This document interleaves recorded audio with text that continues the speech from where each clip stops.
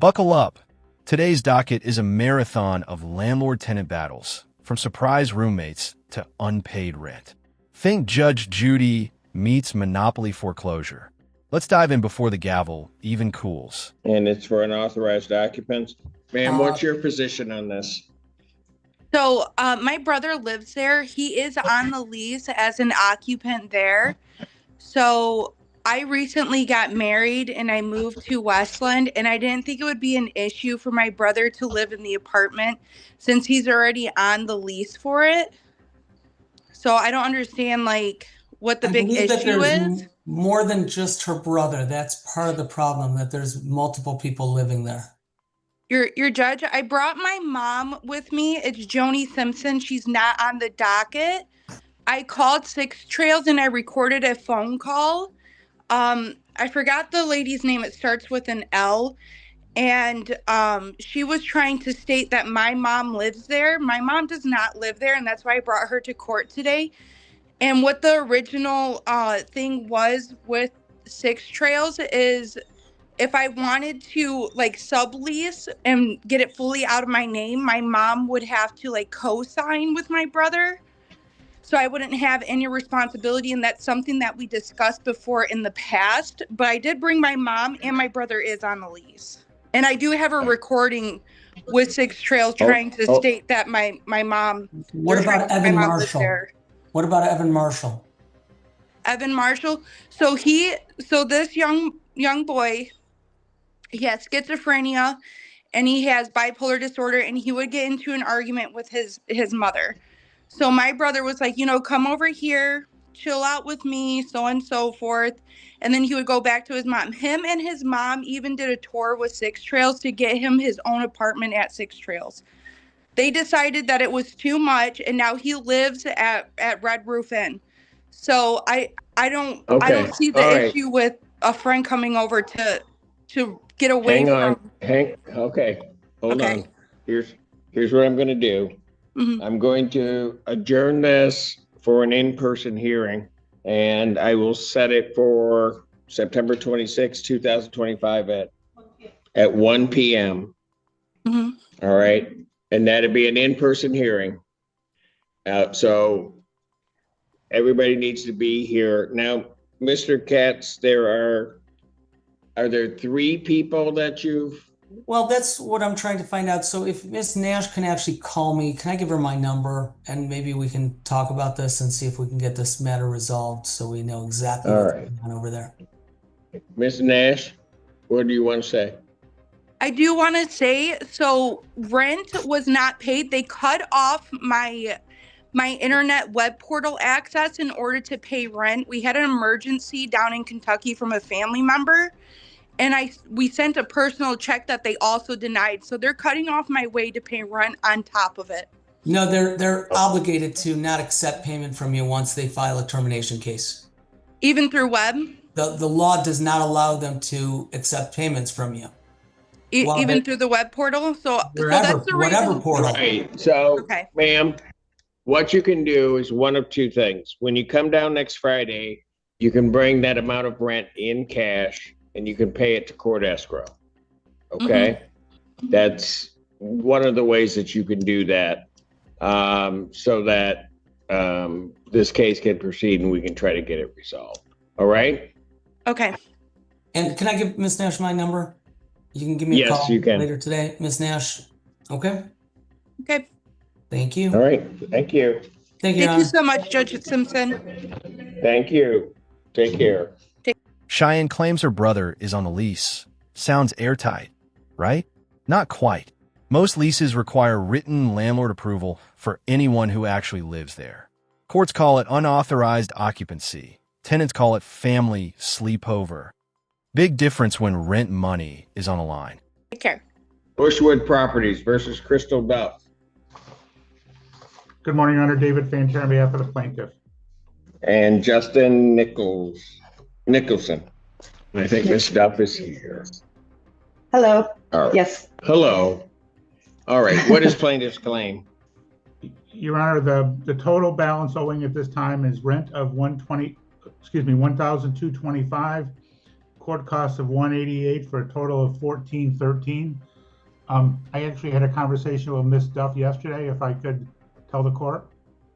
Yes, go ahead. So she made a significant payment this week, which basically cut her balance in half. And she said she's going to pay the remaining balance next Friday. So rather than her trying to get it in before we have to come back, I agreed with the court's permission to adjourn 2 weeks. Well, I don't have the 3rd. My next date would be the 10th. Do I have the 10th? Pardon? I'm fine with the 10th. I trust Ms. Duff. Okay. She's done everything she said she was going to. All right, ma'am, I'll adjourn your case to October 10th, 2025 at 1 p.m. That's an in-person hearing. If you get everything paid, you won't need to be here, but they'll dismiss it if it's paid before the end of the month. But otherwise, then you'll need to get it paid or be here, I'm sorry. Yes, sir. Okay? Okay. Thank you very much. Thank you. Mrs. Notice the judge's quick correction. Once an eviction case is filed, landlords can't accept rent payments, even online. It prevents tenants from paying a token amount to stall the process. Harsh, maybe, but it keeps the legal chessboard clean. Haver Camp LLC versus Christopher Decker. Good morning, Your Honor. David Fanter on behalf of plaintiff. They are not checked in. You may proceed. The amount of rent that's owed is $2,845. Court costs of $175 for a total of $3,020. We'd ask for a judgment for possession with a writ after 10 days if that amount remains unpaid. Judgment to the plaintiff. That's by default for possession, redemption amount in the amount requested with the writ issue in 10 days. Mrs. Haver Camp versus Taylor Elum. Amanda's story flips the script. This isn't just unpaid rent. It's a domestic safety escape. Courts can adjourn for negotiation, but they can't erase the back rent. Viewers, should judges weigh personal danger as heavily as dollars? On behalf of plaintiff. Ms. Elum, need to unmute. Good morning. Good morning. Okay, what is plaintiff's claim in this case? In this case, there's rent owing in the amount of $2,125. Court costs of $175 for a total amount owing of $2,300. All right. Ma'am, how are you intending on getting that paid? Well, I start both of my new jobs here in 2 days. I start training for one in 2 days, and then hopefully the next follows. Okay. Have you talked with your landlord at all about trying to resolve it? No, sir. I just recently got my phone back and back on. I've been trying to email. Okay. Have you reached out for any other type of assistance, ma'am? Devin Summers drops a gut punch. Cancer diagnosis and a spouse pocketing rent money. Here's the legal kicker. Even if a partner misused the funds, the named tenant remains liable. The court can empathize, but the lease doesn't. Sir. All right. I suggest that you may want to do that. I'd also suggest maybe you contact Mr. Fantera, the number, that's the attorney for the plaintiff, see if you can work something out on this. That number will be on your paperwork that you received for this hearing. Yes, sir. Okay. I will adjourn this matter out to September 26, 2025 at 12 noon. All right. That's an in-person hearing, so you'll need to be down here at the courthouse, okay? Yes, sir. All right. Thank you. Thank you. Have a good day. Court calls the case of Redline Apartments versus Amanda Nesteryak. And Plot twist. The case stalls because the process server never completed proper service. In eviction law, service equals power. No service, no judgment, no matter how overdue the rent. Paperwork literally saves homes. Yes. Good morning, Your Honor. David Fanter on behalf of plaintiff. all right. Ma'am? Good Hi. morning. Morning. All right.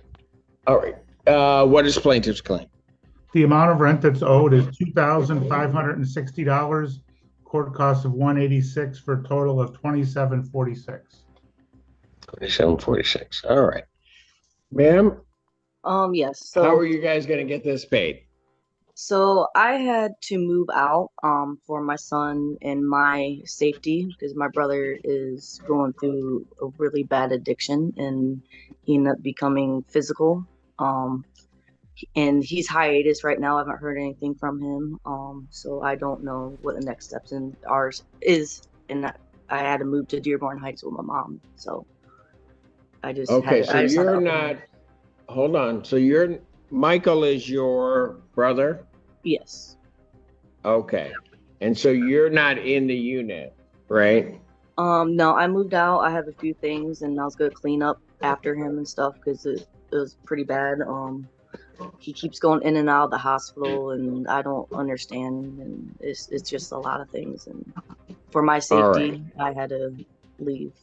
All right. And let me ask you this, is it your intent to not go back? Yes, I did talk to Rachel, my landlord. I told her I wanted to try to get rest of my stuff sometime this weekend and hopefully have like an officer come with me, and just in case if he is there. To try to do. Gotcha. Yeah. Okay, so here's what I'm going to do, ma'am. I'm going to adjourn this to September 26, 2025 at, what is it, noon? 12 noon. That's an in-person hearing. However, what I'm also going to suggest in the interim, you've talked to your landlord, but I'd also suggest that you contact Mr. Fantera, see what can be worked out regarding this unit. Okay? Awesome. Thank you. All right. Thank you. Walkabout Creek versus Beth Sherfield. Good morning, Your Honor. David Fantera on behalf of plaintiff. I think there's a second defendant there also, Your Honor. Yes, there is. And Barbara Sherfield. Neither are here. You may proceed. The amount of rent that's owed is $3,338. Court costs of $181 for a total of $3,519. We'd ask for a judgment for possession with a writ after 10 days if that amount remains unpaid. Judgment to the plaintiff. That is by default for possession. Redemption amount is in the amount requested with writ issue in 10 days. Ryan Burrenter versus Michael Collins. I lied, Your Honor. There's two tenants. The second one is present. All right. Michael Collins and Devin Summers. Devin Summers? I'm here. All right. I'll need a... Yeah, sorry. Oh, there you are. Okay. Mr. Burrenter, how much is your claim?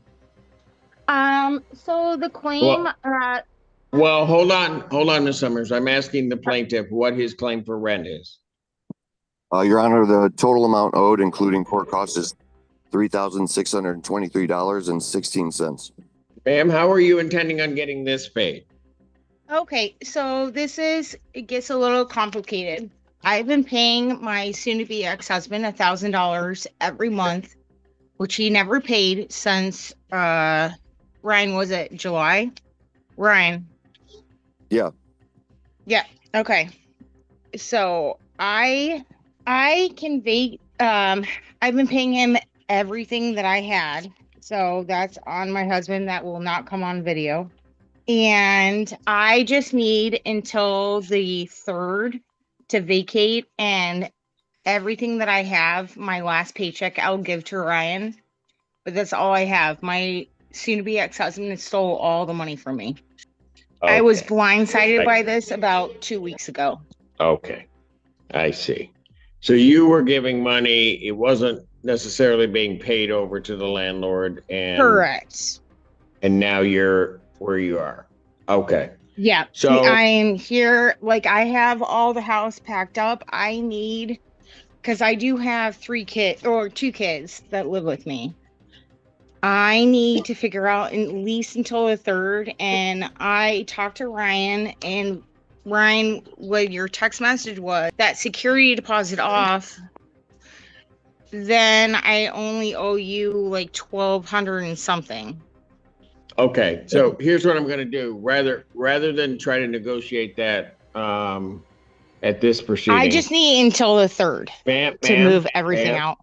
I'm sorry. Okay, no, it's okay. I'm going to adjourn this out 1 week to September 26, 2025 at 1 p.m. Okay. That is a in-person hearing, so I'll need you here. I'd suggest that you talk with Mr. Berrenter and see what you guys can work out. I understand the situation that you're in. Like, So he see if stole you guys all the can. money off of me. Okay. So see if you guys can work out something regarding this. And if not, then I'll see if I can help you guys work something out so that it kind of will at It's least not be a like I smooth just landing. need to make. I'm also going through pancreatic cancer, so I can't really work. Got it. Okay. So I'm trying with disability. I'm pulling all the resources I can to make it right with Ryan. We have almost an understanding. I just need until the 3rd to vacate the house. Okay. Ms. Summers, I hear you. I'm not going to issue that judgment at this point. But certainly it sounds to me like you've been in contact with the plaintiff and that something can be worked out regarding this. Okay. So I'll see you in a week. I'll see you in a week at 1 o'clock, folks. Your Honor, can I say something? No, yes, sir. You've been great. Thank you so much, Judge. Mr. Berrenter, go ahead. Yes, sir. For the record, their notice to quit was delivered August 22nd. Their 30-day notice to quit. They're on a month-to-month lease. Yeah, but Ryan, that's when Mike told you that. Okay, folks, I don't need to know that. That's not what I have before me. Okay. Yes, Your Honor. We'll see you in a week and we'll deal with it. Thank you. Okay. Thank you, Your Honor. Yes, I'm Clara. This is Yep. all right. Holly Ellison is not here. Okay, so Ms. Gannon, I'm going to have to tell you something, and we just found out less than an hour ago.